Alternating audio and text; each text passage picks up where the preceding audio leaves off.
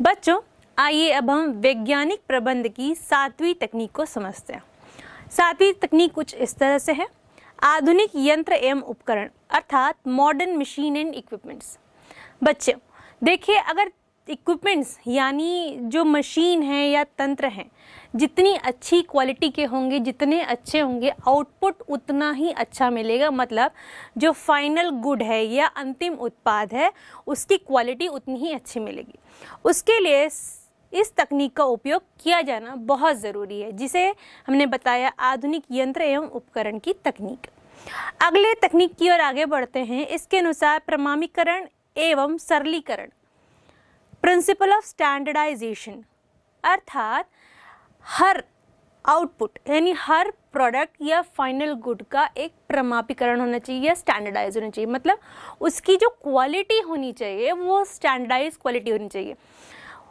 केवल final good या अंतिम उत्पाद की ही नहीं, बल्कि उसको बनाने में या उसके प्रोसेसिंग में जितनी चीज़ें आ रही, चाहे मशीन्स आ रही हैं, चाहे रॉ मटेरियल्स आ रहे हैं, चाहे स्किल्ड ह्यूमन बींग्स आ रहे हैं, मतलब श्रमिक आ रहे हैं, इन सब के कार्य करने की पद्धति में भी क्या होना चाहिए, एक स्टैंडर्डाइजेशन होना चाहिए या प्रमाणीकरण होना चाहिए।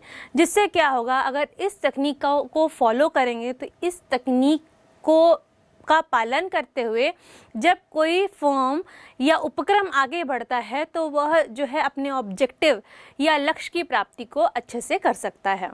आगे अब हम बढ़ते हैं क्रियात्मक संगठन या कार्यात्मक फोरमैनशिप। ये इन तकनीकों में से सबसे इम्पॉर्टेंट टेक्निक है, क्योंकि बच्चों इस तकनीक को इस तरह इसलिए ईजाद किया गया या सामने लाया गया क्योंकि किसी उपक्रम में जब श्रमिक काम करते हैं तो वह डिफरेंट फोरमैन्स के अंडर काम करते हैं।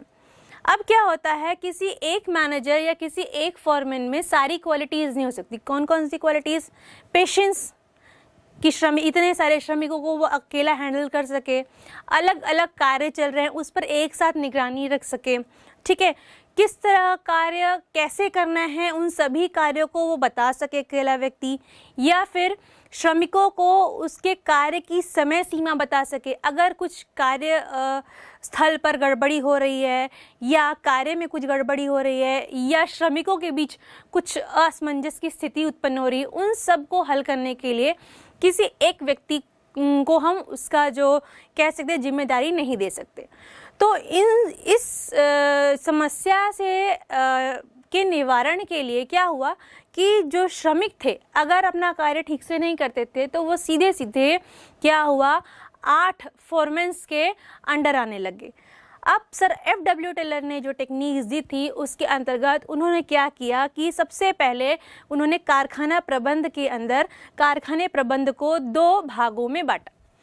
पहला भाग था नियोजन अधिकारी का भाग और दूसरा भाग था उत्पादन अधिकारी का भाग। नियोजन अधिकारी कौन होते हैं? जो प्लानिंग ऑफिसर्स होते हैं, और उत्पादन अधिकारी मतलब जो प्रोडक्शन ऑफिसर्स होते हैं। तो जैसे अब मैंने नियोजन अधिकारी कहा या प्लानिंग ऑफिसर्स कहा, तो इन शब्दों से ही क्लियर है कि इनका कार्य क्या होगा। तो चलो बच्चों, आइए अब हम देखते हैं कि इन अधिकारियों में उन्होंने किस तरह से पदों का या फोरमैन्स का विभाजन किया। नियोजन अधिकारी के पक्ष में भी उन्होंने 4 फोरमैन्स रखे, जिसमें पहला जो फोरमैन था वो था कार्यात्मक लिपिक या रूट क्लर्क। यह जो क्लर्क था इसका विशेष कार्य यही होता था कि किसी कार्य को किस तरह किया जाए कि वह जल्दी से पूर्ण हो जाए या अच्छी तरीके से पूर्ण हो जाए। इनका मुख्य उद्देश्य यह था कि कार्य की पूर्ति या उसके समापन या उसके प्रोसेसिंग जो भी है उसका मार्ग तय करना, कि किस पाथ से या किस तरीके से उस कार्य को सफलतापूर्वक संपन्न किया जाए। तो इस जो फॉरमैन, इस लेवल के जो फॉरमैन होते थे, उनका मेन उद्देश्य, मुख्य उद्देश्य यही होता था कि वह उनका मार्ग तय करें। उसके बाद दूसरे जो फोरमैन आते हैं वो है निर्देशन कार्ड लिपिक, इंस्ट्रक्शन कार्ड क्लर्क। ये क्लर्क्स यह काम करते हैं कि किसी कार्य को करने के लिए उस तरह के कार्ड का निर्माण करते हैं कि उसमें इंस्ट्रक्शन लिखे थे, उन इंस्ट्रक्शंस को फॉलो करते हुए श्रमिकों को उन कार्यों को क्या करना करता है, पूरा करना पड़ता है।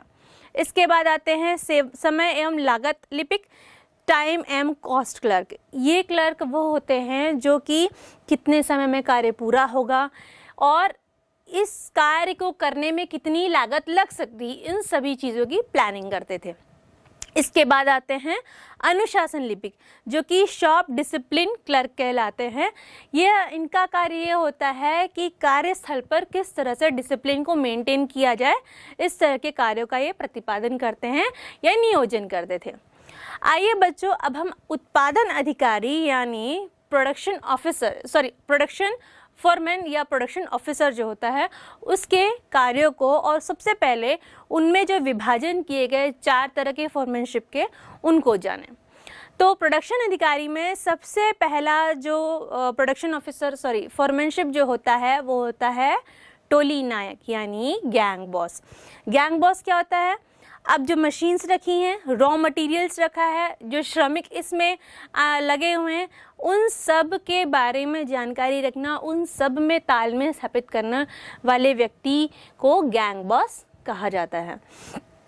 फिर आता है गति नायक। गति नायक वह व्यक्ति होता है या वह फोरमैन होता है जो कि किसी कार्य में की पूर्ति के लिए उसकी गति को कंट्रोल करके रखता है। अगर श्रमिक कार्यस्थल पर कार्य को छोड़कर कुछ ऐसे वैसे कार्य कर रहे हैं तो वह क्या करता है, उनको रोकता है और उस कार्य की गति को क्या करता है, कंट्रोल में रखता है। आइए अब हम तीसरे फोरमैन की ओर चलते हैं। तीसरा फोरमैन क्या कौन है? मरम्मत नायक या रिपेयर बॉस। इनका कार्य यह होता है कि कार्यस्थल पर अगर कोई मशीन ख़राब हो गई है तो उसको सुधारना या सर्विसिंग करना, अगर कोई चीज़ टूट फूट गई है तो उसको सुधारना, अगर कोई समस्या उत्पन्न हो गई है तो उसको ठीक करना मशीन से रिलेटेड। तो यहाँ पे रिपेयर बॉस काम आते हैं या रिपेयर फोरमैनशिप काम आती है। इसके बाद जो चौथे थे वो है निरीक्षक यानी सुपरवाइज़र। ये वे व्यक्ति होते हैं या ये वे सुपरवाइज़र्स होते हैं जो अनुशासन लिपिक यानी शॉप डिसिप्लिन ने जो प्लानिंग की हुई है डिसिप्लिन मेंटेन करने के लिए, वह उन डिसिप्लिन का पालन करते हुए अपने श्रमिकों के बीच बॉन्डिंग बनाए रखते हैं और यह देखते हैं कि कार्यस्थल पर डिसिप्लिन मेंटेन है कि नहीं, मतलब वर्किंग एनवायरनमेंट वहाँ का अच्छा चल रहा है कि नहीं, जिससे कि जो कार्य उन्होंने डिसाइड किया या जो प्रोजेक्ट उन्होंने लिया है वो पूरी तरह से कंप्लीट हो रहा है कि नहीं, जिससे जो लिया गया ऑब्जेक्टिव है या उद्देश्य है वो अच्छी तरह से पूरा हो सके। आइए अब हम नेक्स्ट टेक्निक यानी 10वीं तकनीक की ओर आगे बढ़ते हैं। 10वीं तकनीक आप इसे अच्छे से जानते हैं, इसे मैंने कई बार इस वर्ड को रिपीट किया है। मानसिक क्रांति जो है मैंने बताया है मेंटल रिवॉल्यूशन।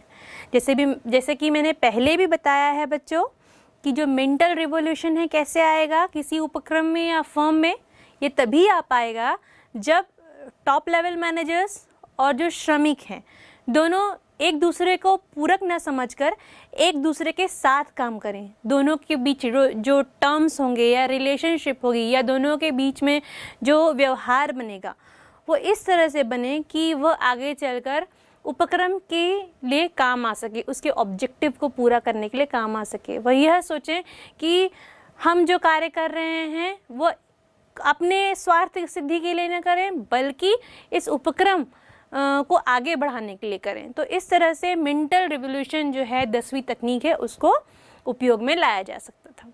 इसके बाद हम 11वीं तकनीक की ओर आगे बढ़ते हैं जिसे अपवाद कहते हैं।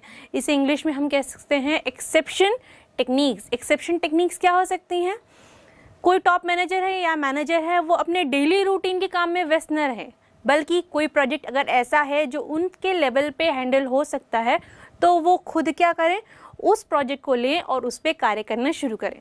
मतलब वो पूरी तरह अपने सबऑर्डिनेट्स या श्रमिक पर डिपेंड न रहे। जो प्रोजेक्ट उनसे हैंडल हो सकते हैं वो क्या करें, वो खुद अपने लेवल पे उसको हैंडल कर लें, ताकि क्या होगा, श्रमिकों पर जो भार पड़ता है वो भी कम हो जाएगा या सबऑर्डिनेट्स पे जो भार पड़ता है वो भी कम हो जाएगा। और दूसरी चीज़, जब कोई लीडर खुद इन्वॉल्व होकर के अपने सबऑर्डिनेट्स के साथ काम करता है तो उनकी जो बीच की बॉन्डिंग होती है, जो बीच का उनका रिलेशनशिप होता है, वो और मजबूत हो जाता है। तो यहाँ पे जो 11वीं तकनीक है इस तरह से अब हम समझते हैं। बच्चों, तकनीकों को समझने के बाद अब हम sir Henry Fayol and F W. Taylor sir इन्होंने जो सिद्धांत दिए थे उन सिद्धांतों का तुलनात्मक अध्ययन करते हैं। पहले आइए इनके बीच की कुछ समानताओं को जानते हैं। देखिए बच्चों, समानताओं को देखें तो समानताएं कुछ इस प्रकार हैं। इन तकनीकों के या सिद्धांतों के माध्यम से दोषों का निवारण हुआ। किन दोषों का? जो प्रबंध करते समय या किसी फर्म में जो भी डिस्प्यूट्स, मतलब लड़ाई झगड़ा होता था, या रॉ मटेरियल अच्छा नहीं आता था, या और भी कई दोष आते थे, उन दोषों का क्या हुआ? निवारण हुआ। जैसे श्रमिकों और सुपरवाइज़र के बीच या सीनियर मैनेजमेंट और सबऑर्डिनेट के बीच जो रिलेशनशिप खराब होते थे, इन सभी दोषों का निवारण हुआ। अगर हम और समझें तो मानवीय व्यवहार, इन दोनों के सिद्धांतों ने मानवीय व्यवहार पर जोर दिया। मतलब इन्होंने कहा कि चाहे वो श्रमिक हो, चाहे वो सबऑर्डिनेट हो, चाहे वो टॉप लेवल मैनेजर्स हों, सभी के साथ मानवीय व्यवहार एक जैसा होना चाहिए, सभी को एक जैसा रिस्पेक्ट देना चाहिए और सभी से कार्य उनकी उनमें जितनी क्वालिटी है उसके अनुसार कराया जाना चाहिए। इसके बाद अगर हम देखें सामाजिक विज्ञान, जो दोनों के प्रबंध सिद्धांतों ने सामाजिक विज्ञान को की ओर और जोर दिया। फिर अगर देखें तो प्रबंधकीय कार्यों की स्पष्टता, जैसे जैसे सिद्धांत बढ़ा आए और उनमें उनको हमने जाना, इससे यह हुआ कि फर्म में जो प्रबंधकीय कार्य थे वो और स्पष्ट हो गए और नियोजन की महत्ता को समझा कि प्लानिंग कितना इम्पॉर्टेंट है किसी भी ऑर्गेनाइजेशनल वर्क को आगे बढ़ाने के लिए, ताकि जो ऑर्गेनाइजेशनल गोल्स और ऑब्जेक्टिव्स हैं उसको अच्छी तरह से पूरा किया जा सके। इसके बाद अगर हम समझें तो प्रेरणा, अर्जित प्रतिभा और प्रबंध के सिद्धांत, इन तीनों को देखकर हम समझें तो अर्जित प्रतिभा से यह देखें तो दोनों सर हेनरी फ्योल और सर टेलर दोनों के सिद्धांतों ने यह बताया कि एक अर्जित प्रतिभा है, इसे क्या होता है? अर्जित किया जा सकता है, ये जन्मजात नहीं है। और इनके सिद्धांतों ने इस तरह की प्रेरणा दी कि जो व्यक्ति है या प्रबंध है उसके सिद्धांत बदलते जाएंगे और उसको किस तरीके से उपयोग किया जा सके जिससे कि किसी कार्य को सफलतापूर्वक पूर्ण किया जा सकता है। तो बच्चों, इस तरह से हम इनकी समानताओं को समझते हैं। आइए अब हम इनकी कुछ असमानताओं को जानते हैं। अगर बेसिस पहला ले संदर्भ या पर्सपेक्टिव, अगर इसमें टेलर सर को देखें तो टेलर सर के सिद्धांतों के अनुसार जो उन्होंने हैं पर्सपेक्टिव, किस पर्सपेक्टिव काम किया है बच्चों? उन्होंने जो निम्न स्तर के श्रमिक थे उस पर, उनकी और उत्पादन की क्रियाओं पर ज़्यादा जोर डाला। और जो संदर्भ में हम फ्योल सर को देखें तो उन्होंने टॉप लेवल मैनेजर्स या टॉप लेवल मैनेजमेंट पर ज़्यादा जोर डाला। इसके बाद अगर हम दूसरी असमानता का बिंदु देखें तो वह केंद्र, मतलब फोकस। तो टेलर सर ने किस पे फोकस किया था? टेलर सर का फोकस था उत्पादकता, यानी श्रमिकों की कार्यकुशलता बढ़ाना और फर्म की उत्पादकता को बढ़ाना। और देखें फ्योल सर का फोकस किस पर था? तो फ्योल सर का फोकस जो था वो ओवरऑल मैनेजमेंट पे था कि टॉप लेवल से लेकर के लोअर लेवल मैनेजमेंट तक था। मतलब उन्होंने चारों तरफ मैनेजमेंट पर ध्यान दिया था। इसके बाद अगर हम देखें तीसरा बिंदु अगर लें इनके बीच असमानताएं देखने के लिए, तो तीसरा बिंदु था आदेश की प्रक्रिया, यानी यूनिटी ऑफ कमांड। अगर हम टेलर सर के सिद्धांतों को देखें तो अगर आदेश की प्रक्रिया का उल्लंघन होता है या श्रमिकों द्वारा किया जाता है तो श्रमिकों को क्या होना पड़ता है? सीधा 8 फोरमैन्स के अंडर निगरानी में आना पड़ता है और उसके बाद फिर से कार्य शुरू होता है। लेकिन फ्योल सर के अनुसार जो है आदेश की जो प्रक्रिया है या यूनिटी ऑफ कमांड है उसको स्ट्रिक्टली फॉलो करना बहुत ज़रूरी था। इसके बाद अगर चौथी असमानता का बिंदु देखें तो चौथी असमानता का बिंदु है लागू होना या एप्लीकेबिलिटी था। तो टेलर सर की जो सिद्धांत थे वो विशेष स्थितियों में लागू होते थे और जो फेयोल सर के जो सिद्धांत थे वह सार्वभौमिक थे या यूनिवर्सल थे। पांचवें बिंदु देखें असमानताओं का, तो व्यक्तित्व यानी पर्सनैलिटी। तो जैसे कि आप जानते हैं टेलर सर क्या थे, एक साइंटिस्ट थे। तो इन्हें क्या कहा जाता है बच्चों, इन्हें कहा जाता है फादर ऑफ साइंटिफिक मैनेजमेंट। और अपने जो फेयोल सर थे वो एक पेशेवर थे, तो उन्हें क्या कहा जाता है, फादर ऑफ जनरल मैनेजमेंट। तो इस तरह से उन दोनों की पर्सनालिटियों में हम असमानता को समझ सकते हैं।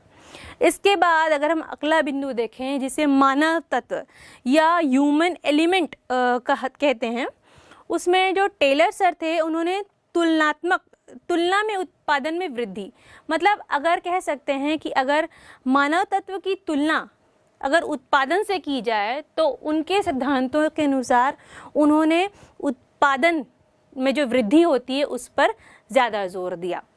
और फेयोल सर को देखा जाए या उनके सिद्धांतों को देखा जाए तो फेयोल सर ने मानव तत्वों पर ज़्यादा जोर दिया, मतलब उन्होंने ह्यूमन रिसोर्स या ह्यूमन जो या सबऑर्डिनेट्स काम कर रहे हैं, मैनेजर्स काम कर रहे हैं, उनके ऊपर ज़्यादा जोर दिया। आगे अब हम सातवां असमानता का बिंदु देखें तो सातवां असमानता का बिंदु इस तरह है, वर्णन यानी एक्सप्रेशन। तो जो टेलर सर थे उनके जो सिद्धांत थे वो कैसे थे, वो थे साइंटिफिक। तो इनका जो एक्सप्रेशन क्या हुआ टेलर सर का, वैज्ञानिक हुआ। और अगर हम फेयोल सर का देखें तो उनका जो एक्सप्रेशन था वो जनरल एक्सप्रेशन था। उसके बाद अंतिम बिंदु के आधार पर अगर हम इनकी असमानता को समझें, अंतिम बिंदु था रचना का आधार। तो रचना का आधार टेलर सर का था क्योंकि वो साइंटिफिक उन्होंने सिद्धांत दिए थे, इसलिए उनके रचना का आधार क्या हुआ, ऑब्जर्वेशन एंड एक्सपेरिमेंट्स। और फेयोल सर का क्या हुआ, पर्सनल एक्सपीरियंस। पर्सनल एक्सपीरियंस मतलब खुद के जीवन से उन्होंने सीखा। तो बच्चों इस तरह से हमने फेयोल सर और टेलर सर दोनों के बीच के सिद्धांतों की असमानताओं को समझा।